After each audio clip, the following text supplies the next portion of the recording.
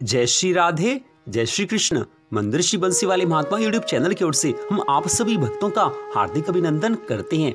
आज हम आपको सुनाने जा रहे हैं श्रीमद् भागवत महापुराण के चौथे स्कंद के 8वें अध्याय की परम पावन कथा। इस अध्याय का नाम है ध्रुव का वन गमन। बोल श्री राधा कृष्ण भगवान की जय। बोल श्रीमद् भागवत महापुराण की जय। इससे पहले के अध्याय की कथा में आपने भगवान शिव और माता सती के प्रसंग की कथा को सुना था। अब उससे आगे की कथा, आज की इस परम पावन कथा में भगवान के शुद्ध भक्त श्री ध्रुव जी महाराज की कथा का बड़ा पावन प्रसंग आ रहा है, तो इसको आप पूरी श्रद्धा भावना से सुने। आज मैत्रेय ऋषि जी कहने लगे हैं कि हे विदुर जी, राजा स्वयंभू मनु की तीनों कन्याओं का वृतांत मैंने तुम्हें सुनाया है। अब उनके पुत्रों का वृतांत कहता हूँ, सो सुनो। राजा स्वयंभू मनु के उत्तानपाद और प्रियव्रत नामक 2 पुत्र हुए हैं। स्वयंभू मनु के मरने के पश्चात उनका पुत्र उत्तानपाद राज सिंहासन पर बैठा। यदि कोई यह शंका करे कि स्वयंभू मनु की गद्दी पर तो प्रियव्रत ने राज्य किया था, सो उसका कारण यह था कि उत्तानपाद उन्हीं के देश में एक दूसरे शहर का राजा था। राजा उत्तानपाद की सुनीति और सुरुचि नाम की 2 रानियां थी। उन दोनों के संतान की उत्पत्ति हुई है। बड़ी रानी के पुत्र का नाम ध्रुव और छोटी रानी के पुत्र का नाम उत्तम था।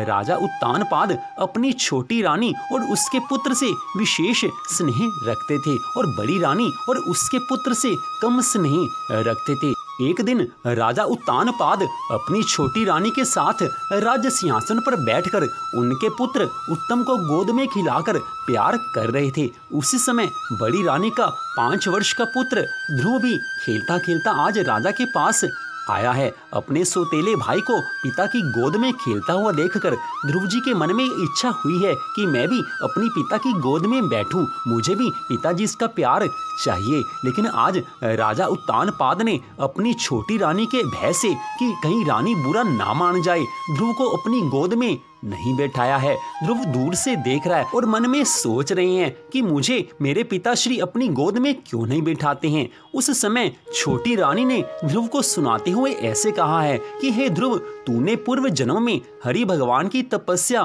तथा स्मरण नहीं किया था, इसलिए तू अभागा उत्पन्न हुआ है। यदि तू पूर्व जन्म में भगवान की भक्ति करता, तपस्या करता, तो इस जन्म में मेरे गर्भ से तू जन्म लेता। उस दशा में तू मेरे पुत्र होने के कारण राजा की गोद में बैठने का अधिकारी भी हो जाता। लेकिन अब ऐसी दशा में तेरा राज्य सिंहासन पर बैठना बहुत मुश्किल है। मैं पट रानी हूँ, अतः मेरे पुत्र के अलावा किसी दूसरी रानी का पुत्र राज्य सिंहासन पर नहीं बैठ सकता। उत्तानपाद की छोटी रानी ने आज ध्रुव जी महाराज के दिल को दुखी कर दिया है। ध्रुव जी महाराज मन में सोचने लगे हैं कि ऐसा क्यों है कि मुझे मेरे पिता श्री गोद में नहीं बैठा रहे हैं। आज छोटी रानी ये समझ नहीं रही है कि बालक चाहे छोटी रानी का हो चाहे बड़ी रानी का हो, उनका पिता से स्नेह तो बराबर होना चाहिए। तो दोनों बालकों का पिता से स्नेह है, लेकिन फिर क्या कारण है कि छोटी रानी के पुत्र को तो आज उत्तानपाद जी महाराज ने गोद में बैठा रखा है, लेकिन बड़ी रानी के पुत्र ध्रुव को अपनी गोद में नहीं बैठाते हैं। आज इसी बात में आज ध्रुव का मन खिन्न सा हो उठा है। आज ध्रुव जी महाराज ने देखा कि राजा उत्तानपाद ने भी ध्रुव जी का कुछ आदर नहीं किया है। यह देखकर आज ध्रुव जी महाराज रोते हुए अपनी माता सुनीति के पास जाते हैं। सुनीति ने उन्हें रोता हुआ देखकर अपनी गोद में बैठा लिया और पूछने लगी कि हे पुत्र, तू क्यों रो रहा है? तेरी आंखों में आंसू क्यों आ गए हैं? उस समय अधिक अधीर होकर रोने के कारण ध्रुव जी महाराज की हिचकियां बंध गई थी, अतः श्वास फूल जाने से वे कुछ देर तक को कुछ भी नहीं बोल सके। लेकिन थोड़ी देर बाद जब शांति हुई है, तब अपनी माता से ऐसा कहने लगे हैं कि हे माता, मैं अभी खेलता खेलता महाराज के पास चला गया था। वे उत्तम को अपनी गोद में लेकर सिंहासन पर बैठे हुए थे। उसे देखकर मेरे मन में ये इच्छा हुई कि मैं भी पिताजी की गोद में बैठूं, मुझे भी पिताजी प्यार करें। लेकिन पिताजी ने मुझे गोद में बैठने के लिए कहा भी नहीं और वे उसे ही खिलाते रहे। उस समय उत्तम की माता ने मुझे सुनाते हुए यह कहा है कि तूने अपने पूर्व जन्म में भगवान श्री नारायण जी की तपस्या तथा उनकी भक्ति नहीं की, भगवान का ध्यान नहीं किया, अतः तू भाग्यहीन हुआ है। तू राजा की गोद में बैठने का अधिकारी नहीं है। अब जब तू श्री नारायण भगवान की तपस्या करेगा, भगवान की भक्ति करेगा, मेरे गर्भ से उत्पन्न होगा, तब राज सिंहासन पर बैठ सकेगा। इसलिए हे माता, छोटी माता के इन वचनों से मेरे हृदय को बड़ा कष्ट पहुंचा है। उन्होंने इन वचनों से मेरे हृदय को विदीर्ण कर डाला है। आज ध्रुव जी महाराज के इन वचनों को सुनकर सुनीति कहने लगी हैं कि हे पुत्र, छोटी रानी ठीक ही कहती हैं। यदि तूने पिछले जन्म में भगवान श्री नारायण जी की तपस्या की होती तो मेरी कोख से कभी जन्म ना लेता। यद्यपि अभी भी तू श्री नारायण भगवान की शरण में पहुंचकर उनकी तपस्या तथा ध्यान करे तो तेरी अभिलाषा अवश्य ही पूरी हो जाएगी। तेरे प्रपितामह ब्रह्मा जी से जब सृष्टि रचना का दुष्कर कार्य पूर्ण नहीं हुआ था, तब उन्होंने भी श्री नारायण भगवान की तपस्या करके उनका ही स्मरण किया था। भगवान श्री नारायण जी अपने भक्तों को सब कुछ दे देते हैं। जो भगवान श्री नारायण जी की भक्ति में लीन होते हैं उनको सब कुछ मिल जाता है। तेरे पितामह स्वाम्भव मनु को भी श्री नारायण भगवान का तप करने से धर्मवान संतान प्राप्त हुई थी। श्री नारायण भगवान की तपस्या करने से मनुष्य की सब अभिलाषाएं पूरी हो जाती हैं। उन्हीं की कृपा दृष्टि से तेरी इच्छा भी अवश्य पूरी हो जाएगी। राजा तो मुझे अपनी दासी के बराबर भी नहीं समझते हैं और मेरी सोच के कहने के अनुसार सब काम करते हैं। मैं भी यही समझती हूँ कि राजा के मरने के बाद मेरी सोच तुझे देश निकाला दे देगी। इसलिए तुझको अभी से अपनी मुक्ति का साधन ढूंढ लेना चाहिए। तुम्हें भगवान की आराधना करनी चाहिए। आज माता की ये बात सुनकर ध्रुव जी महाराज घर से निकल पड़े हैं और श्री नारायण भगवान की तपस्या करने के निमित्त वन की ओर आज चल दिए। धन्य ध्रुव जी महाराज की छोटे से अवस्था में भगवान की तरफ मन लगाया है। आज इस कलयुग में हम बड़े बड़े जो लोग हैं वो भी भगवान की भक्ति में मन नहीं लगाते। संसार में सब लोग हमारा बार बार निरादर करते हैं, हमें कटु वचन कहते हैं। परिवार में भी सब परिवार के सदस्य कई बार हमें कटु वचन कहते हैं। हम और आप सबको कई बार कड़वे वचन संसार में सुनने को मिलते हैं, लेकिन फिर भी हम संसार में बने रहना चाहते हैं। संसार का मोह हमसे नहीं छूटता, संसार से हमारा प्यार बना रहता है। हम भगवान की भक्ति की बात सोचते तक नहीं है। संसार हमें अनेक कटु वचन कहता है, लेकिन फिर भी हमारा मन भगवान की तरफ नहीं लगता। लेकिन धन्य है ध्रुव जी महाराज कि एक बार छोटी माता के कटु वचन सुनकर आज भगवान की भक्ति के लिए वन की ओर चल दिए हैं। वह अपने हृदय में यह सोचे जा रहे थे कि मैं अज्ञानी बालक हूँ, श्री नारायण भगवान को कैसे प्राप्त कर सकूंगा और किस तरह उन प्रभु की शरण में जाकर अपनी अभिलाषा को प्राप्त कर सकूंगा। जब आज ध्रुव जी महाराज इस प्रकार मन में सोचते हुए चले जा रहे थे, तभी मार्ग में नारद जी ने उनको देखा है। नारद जी ने अपने हृदय में आज विचार किया है कि यह बालक अपनी सौतेली माता के कटु वचनों से दुखी होकर श्री नारायण भगवान को खोजने के लिए घर से तो निकल पड़ा है, इसलिए मुझे इसकी परीक्षा लेनी चाहिए कि यह अपने प्रण पर दृढ़ रहेगा या नहीं रहेगा। यह सोचकर आज नारद जी ध्रुव जी महाराज के पास पहुंचकर कहने लगे हैं कि हे राजपुत्र, तू इस बाल्यावस्था में अपने घर को त्याग कर वन में क्यों जा रहा है? बालकपन में तुझे इतना क्रोध करना उचित नहीं है। बालक को डांटने के बाद यदि कोई उससे प्यार से बुलाए तो वह उसके निकट चला जाता है, लेकिन तूने बालकों के प्राकृतिक स्वभाव को छोड़कर वन को जाने का प्रण किया है। यह बात तेरे लिए अच्छी नहीं है। तुझे इस बात की तरफ ध्यान नहीं देना चाहिए। हम तुझे तेरे घर वापस ले जाकर तेरे माता पिता को सब कुछ समझा देंगे और तुझे राजपद या दूसरी जिस वस्तु की अभिलाषा होगी वह हम उनसे कहकर तुझे दिलवा देंगे। यद्यपि तू श्री नारायण भगवान को खोजने के निमित्त घर से निकल पड़ा है तो उनका प्राप्त होना सरल मत जान। भगवान को पाने के निमित्त बहुत से तपस्वियों और योगियों ने तप तथा स्मरण करके अपने शरीरों को सुखा डाला, लेकिन वे फिर भी उन प्रभु को ना प्राप्त कर सके। अतः तू तो अभी बालक है, तो उन्हें खोजने के निमित्त निमित्त क्यों व्यर्थ में इतना परिश्रम करता है? हम नारद मुनि हैं और श्री नारायण जी भगवान के निकटतम भक्त तथा सेवक हैं। तेरे पिता हमारे वचनों को अवश्य मान जाएंगे, अतः हम तुझे उनके पास ले जाकर जो तू अभिलाषा करेगा उसे अवश्य पूर्ण करवा देंगे। जो तेरे मन में इच्छा आएगी, तेरी उस इच्छा की पूर्ति हम तेरे पिता से कहकर करवा देंगे। आज देवऋषि नारद जी बारंबार ध्रुव जी महाराज से कह रहे हैं कि भगवान की तपस्या बड़ा कठिन काम है, भगवान की प्राप्ति करना सरल नहीं है, इसलिए तुम अपने राजमहल की तरफ चलो। मैं तुम्हारे माता पिता से कहकर सब कुछ उनको समझा दूंगा। जो तुम्हारे मन में इच्छा आएगी उस इच्छा की पूर्ति मैं करवा दूंगा। लेकिन भगवान की भक्ति करना आसान काम नहीं है। आज वास्तव में भगवान की प्रेरणा से देवऋषि नारद जी ध्रुव जी महाराज की परीक्षा ले रहे हैं कि ध्रुव जी महाराज के मन में वास्तव में बात क्या है। वो भगवान से प्यार करते हैं, भगवान को चाहते हैं, भगवान की प्राप्ति करना चाहते हैं, या उनके मन में कुछ और है। आज इसीलिए देवऋषि नारद जी ध्रुव जी महाराज को इतना सब कुछ समझा रहे हैं। देवऋषि नारद जी की यह बात सुनकर आज ध्रुव जी महाराज ने देवऋषि नारद जी को दंडवत प्रणाम करके कहा है कि हे देवऋषि नारद जी, आप श्री नारायण भगवान के निकटतम भक्त हैं, इसलिए आप कृपा करके मेरी सहायता कीजिए, जिससे मैं शीघ्र ही श्री नारायण भगवान के चरणार विंदों की शरण में पहुंच जाऊं। आज ध्रुव जी महाराज के इन विश्वासपूर्ण वचनों को सुनकर देवऋषि नारद जी दोबारा ध्रुव जी महाराज से कहने लगे हैं कि हे राजपुत्र, अब तक तो हम तेरी परीक्षा ले रहे थे, लेकिन अब तुझे श्री नारायण भगवान के दर्शन प्राप्त करने का उपाय बताते हैं। तू यहाँ से उत्तर दिशा की ओर यमुना किनारे चले जाना। वहाँ पर मथुरापुरी बसी हुई है, वहाँ पर सदैव ही त्रिभुवनपति श्री नारायण भगवान वास करते हैं।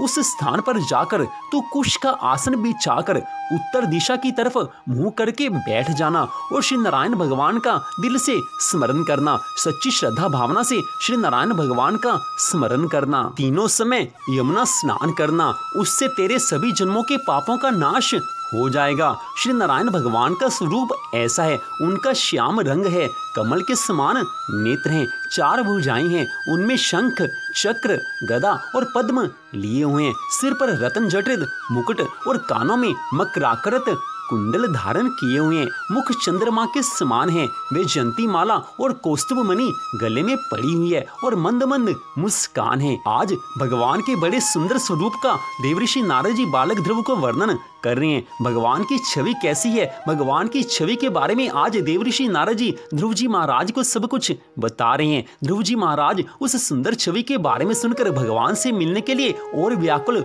होने लगे हैं। इसके पश्चात आज देवऋषि नारद जी ने ध्रुव जी महाराज को सब कुछ समझाकर द्वादशाक्षर मंत्र ओम नमो भगवते वासुदेवाय का उपदेश दिया है और पुनः कहने लगे हैं कि हे ध्रुव, तू सदैव इसी मंत्र का जाप किया करना। ओम नमो भगवते वासुदेवाय, ओम नमो भगवते वासुदेवाय, ओम नमो भगवते वासुदेवाय। ये जाप सदा तुम प्रेम भाव से श्रद्धा पूर्वक किया करना। अन्न और जल का सेवन कम करना। इस तरह तपस्या तथा ध्यान स्मरण करने से श्री नारायण जी भगवान प्रसन्न होकर तुझे अपने दर्शन देकर तेरा जन्म सफल कर देंगे और तेरी समस्त मनोकामनाओं को भगवान पूरा कर देंगे। सांसारिक सुखों का उपभोग करने के बाद अंत में तो उन्हीं भगवान श्री हरि जी की कृपा द्वारा मोक्ष पद को प्राप्त कर लेगा। आज ध्रुव जी महाराज ने देवऋषि नारद जी को प्रणाम किया है, उनके चरणों में पड़कर और बार बार नमस्कार करते हैं। तत्पश्चात उनसे आज्ञा मांगकर आज ध्रुव जी महाराज मथुरापुरी की ओर चल दिए हैं। धन्य है ध्रुव जी महाराज जो आज भगवान की भक्ति की तरफ लीन होने लगे हैं। और सबसे बड़ी बात यह है कि जब देवऋषि नारद जी जैसे सदगुरु मार्ग में मिल जाएं तो हर मनुष्य का उद्धार हो सकता है। ध्रुव जी महाराज को आज देवऋषि नारद जी सदगुरु के रूप में मिले हैं। ओम नमो भगवते वासुदेवाय इस द्वादशाक्षर मंत्र का उनको उपदेश दिया है और जो इस मंत्र का जाप करता है उसके ऊपर तो ठाकुर जी की कृपा होती ही है। धन्य है देवऋषि नारद जी, जो कोई भी भगवान की भक्ति की तरफ लीन होना चाहता है देवऋषि नारद जी उसकी सहायता अवश्य करते हैं। आज भी अगर हम भगवान की भक्ति में लगना चाहें तो देवऋषि नारद जी को हम याद करें, उनके चरणों में प्रणाम करें, तो देवऋषि नारद जी की कृपा से हमारी बुद्धि में सुधार होगा, हमारा भी भगवान की तरफ मन लगेगा। आज ध्रुव जी महाराज भगवान की भक्ति के लिए श्री नारायण भगवान को प्रसन्न करने के लिए मथुरापुरी की ओर चल दिए हैं। और इधर देवऋषि नारद जी ने राजा उत्तानपाद के घर पर जाकर यह देखा है कि ध्रुव की माता सुनीति और राजा उत्तानपाद दोनों ही ध्रुव जी महाराज के वियोग में विलाप करते हुए आपस में बातें कर रहे हैं कि हम लोगों ने अपने 5 वर्ष के अबोध बालक को तपस्या करने का ज्ञानोपदेश देकर वन में भेजकर बड़ा ही अनुचित कार्य किया है। ना जाने वह बेचारा कहां पर भटकता होगा और उसकी क्या दशा हो रही होगी। उसको तो कुछ राह का ज्ञान नहीं है, उसको तो कुछ रास्ते का पता भी नहीं है, ना जाने वो किस हाल में होगा। आज माता सुनीति बार बार आंखों में आंसू भरकर कह रही है कि मैंने बड़ा गलत कार्य किया है कि अपने बेटे को, अपने 5 वर्ष के पुत्र को आज उसको वन में भेज दिया है। राजा उत्तानपाद आज बार बार आंखों में आंसू बहाकर कहने लगे हैं कि मेरे से बड़ी भारी भूल हुई है कि जो मैंने उसको अपनी गोदी में नहीं बिठाया, मुझसे बड़ा भारी अपराध हुआ है। आज माता सुनीति और साथ में उत्तानपाद जी महाराज बड़े दुख की अवस्था में आपस में ये सब बातें कर रहे हैं। वह कहने लगे हैं कि श्री नारायण भगवान जी को बड़े बड़े ज्ञानी और ऋषि मुनि भी प्राप्त नहीं कर पाते हैं, फिर भला उस अबोध बालक की क्या समर्थ है जो उन भगवान को प्राप्त कर सके। आज हमने बड़ा अनुचित कार्य किया है। इसके पश्चात देवऋषि नारद जी ने देखा कि राजा उत्तानपाद अपनी छोटी रानी पर क्रोधित होकर कहने लगे हैं कि तूने ही मेरे अबोध बालक को, ध्रुव को कटु वचन बोलकर आज वन को भेजा है। लेकिन उस समय नारद जी उनके पास पहुंचे हैं तो राजा उत्तानपाद ने बड़े ही सम्मान के साथ देवऋषि नारद जी को दंडवत प्रणाम करते हुए उनको श्रेष्ठ आसन पर बैठाते हुए पूछा है कि हे महामुनि, इस समय आप कहां से पधार रहे हैं। देवऋषि नारद जी कहने लगे हैं कि हे राजन, हम अपने पधारने का वृतांत पीछे सुनाएंगे, पहले तुम हमें यह बताओ कि इस समय तुम किस चिंता में डूबे हुए हो। राजा उत्तानपाद आज कहने लगे हैं कि हे देवऋषि नारद, मेरी छोटी रानी ने मेरे पुत्र ध्रुव से कुछ कटु वचन बोल दिए थे, जिनको सुनकर वह ग्लानि मानकर न मालूम कहां चला गया है। हम लोग उसी के शोक के कारण चिंता में डूबे हुए हैं। ईश्वर जाने उस बालक की क्या गति हो रही होगी। आज उत्तानपाद महाराज के ऐसे दुख भरे वचन सुनकर देवऋषि नारद जी कहने लगे हैं कि हे राजन, तुम अपनी चिंता को त्याग दो। तुम्हारा पुत्र ध्रुव मुझे मार्ग में मिला था, मैंने उससे घर लौट जाने के लिए बहुत कहा, लेकिन वह किसी प्रकार नहीं माना। मैंने जब यह देखा कि उसके हृदय में श्री नारायण भगवान से मिलने की सच्ची प्रीति है, तो मैंने उसे श्री नारायण भगवान के दर्शन प्राप्त होने का सहज मार्ग बताकर तपस्या करने के निमित्त मथुरापुरी को भेज दिया है। अब तुम लोग उसके विषय में किसी प्रकार की चिंता मत करना, वह ऐसे अटल पद को प्राप्त करेगा जैसा अब तक तुम्हारे वंश में किसी को भी प्राप्त नहीं हुआ है। वह श्री नारायण भगवान के चरणों की शरण में जा पहुंचा है, इसलिए अब उसे किसी का भी डर नहीं है, क्योंकि जो भगवान की शरण में चला जाता है भगवान उसकी हर पल रक्षा करते हैं। आज देवऋषि नारद जी उत्तानपाद महाराज को सब कुछ बता रहे हैं और इधर ध्रुव जी महाराज ने मथुरापुरी में आकर यमुना जी के किनारे कुशासन बिछाकर नारद जी के कथनानुसार श्री नारायण भगवान की तपस्या तथा ध्यान करना प्रारंभ कर दिया है। प्रथम तो वह 3 दिन में एक बार भोजन करने लगे हैं, लेकिन इसके पश्चात वो सप्ताह में एक बार भोजन करने लगे। तत्पश्चात 3 महीने तक वह केवल वृक्ष के कोमल पत्तों को ग्रहण करते रहे। फिर चौथे मास में उन्होंने पत्ते खाना भी छोड़ दिया है और केवल जल पीकर रहने लगे हैं। 5वें मास में उन्होंने जल भी त्याग दिया है और केवल जितनी वायु श्वास द्वारा उनके मुंह में प्रवेश कर जाती थी उसी के आधार पर वे जीवित रहने लगे हैं। इसके पश्चात 5 मास तक वह एक ही पांव से खड़े होकर श्री नारायण भगवान के द्वादशाक्षर मंत्र ओम नमो भगवते वासुदेवाय इस मंत्र का जाप करते हुए उनके स्वरूप का स्मरण करते रहे। उनका देह सूख कर अस्थि मात्र रह गया था, लेकिन उनका मुख सूर्य के समान तेजवान हो रहा था। 6ठे मास में ध्रुव जी महाराज ने अपना मुंह बंद करके श्वास लेना भी छोड़ दिया और श्री नारायण भगवान के ध्यान में ऐसे मग्न हो गए कि उनका समस्त अंतःकरण श्री नारायण जी भगवान के स्वरूप से द्रवीभूत हो गया। इस प्रकार का कठोर तप करके जब ध्रुव जी महाराज ने अपने श्वास को रोक लिया, उस समय तीनों लोकों में पवन का चलना बंद हो गया और पवन ना चलने के कारण सभी प्राणी घबराकर अत्यंत व्याकुल हो गए हैं। उस समय ब्रह्मा जी ने समस्त देवताओं के सहित श्री लक्ष्मीपति भगवान श्री हरि विष्णु जी के पास जाकर विनती की है कि हे त्रिलोकीनाथ, पवन के ना चलने का क्या कारण है। यह सुनकर आज श्री लक्ष्मीपति भगवान श्री नारायण जी ने कहा है कि हे चतुरानन, बालक ध्रुव ने अपने कठोर तप के प्रभाव से पवन देव को बांध रखा है, लेकिन हे सभी देवताओं, तुम डरो मत। हम अभी अपने भक्त ध्रुव को दर्शन देकर पवन देव को उनके बंधन से मुक्त किए देते हैं। बड़ी सुंदर कथा का आज वर्णन श्री मैत्रेय ऋषि जी विदुर जी महाराज से कर रहे हैं। भक्त राज ध्रुव जो 5 वर्ष की अवस्था में जिन्होंने भगवान को प्राप्त कर लिया, ऐसे भक्तों की कथा सुनने से, ऐसे सिद्ध भक्तों की कथा सुनने से भगवान की भक्ति में मन अपने आप लगने लग जाता है। धन्य है हमारी भारत की ये पावन भूमि कि जिस भूमि पर भगवान के ऐसे ऐसे भक्तों ने अवतार लिए हैं। ध्रुव जी महाराज तो भगवान के सिद्ध भक्त थे। भगवान को 5 वर्ष की अवस्था में जिन्होंने प्रसन्न कर लिया, ऐसे भक्तों की कथाओं को सुन सुनकर हमारा मन भी भगवान की भक्ति में अवश्य लग सकता है। तो श्रीमद् भागवत महापुराण की कथा को इसीलिए दिव्य कहा जाता है कि इस कथा में भगवान के सभी शुद्ध भक्तों की कथाएं आती हैं। इस कथा को सुनकर सबका मन भगवान में लग सकता है। इस कथा को सुनकर मन में अपने आप भगवान के लिए प्रेम उमड़ पड़ता है। जिसने इस कथा को सुना उसके हृदय में भगवान के लिए प्रेम आएगा ही आएगा। छोटा सा 5 वर्ष का बालक ध्रुव जो भगवान की भक्ति करने के लिए वन को चला गया है, लेकिन इसके साथ ही आप देखिए कि जो भगवान की भक्ति की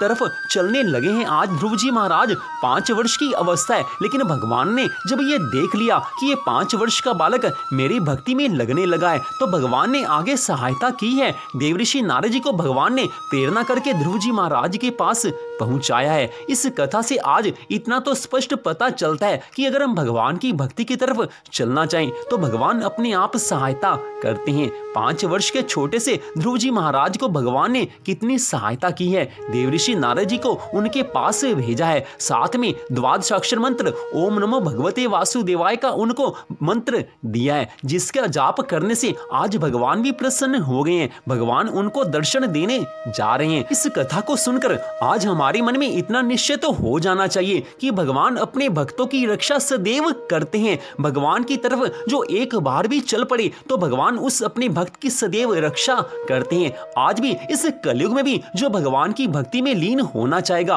भगवान आज भी सबको सहायता पहुंचाते हैं। हमको और आपको सबको सहायता भगवान पहुंचा रहे हैं। तभी तो श्रीमद् भागवत महापुराण की कथा को हम और आप सुन पा रहे हैं। भगवान ने सबसे पहली कृपा हम सब पर यह की है कि हमें मनुष्य का जन्म दिया है। उसके बाद हम पर दूसरी कृपा यह की है कि हमारा अपने आप में मन लगाने के लिए हमें श्रीमद् भागवत महापुराण की कथा को सुनने का अवसर दिया है। भगवान के संकीर्तन को सुनने का अवसर दिया है। आप जो भगवान की भक्ति करते हैं, जिस तरह से भी भगवान में लगे हैं, वो सब भगवान की कृपा से ही संभव हो पाया है। जिस घर परिवार में हम और आप रहते हैं, उस घर परिवार में जो भी हम भगवान की भक्ति करते हैं, जो भी हम संसार के सब कार्य करते हैं, जो भी सुख वैभव की वस्तुएं हमारे घर पर उपलब्ध हैं, वो सब भगवान की कृपा से ही है। भगवान की कृपा से सब कुछ हमें मिला हुआ है। इस बात को सदा याद रखना चाहिए। तो इसी के साथ ही श्रीमद् भागवत महापुराण के 4थे स्कंद के 8वें अध्याय की कथा का यहीं पर विश्राम होता है। मंदर्शी बंसी वाले महात्मा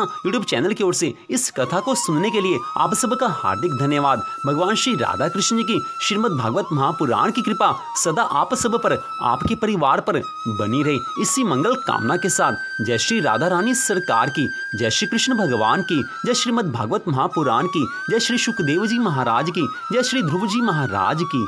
जय जय श्री राधे, जय जय श्री राधे, जय जय श्री राधे श्याम।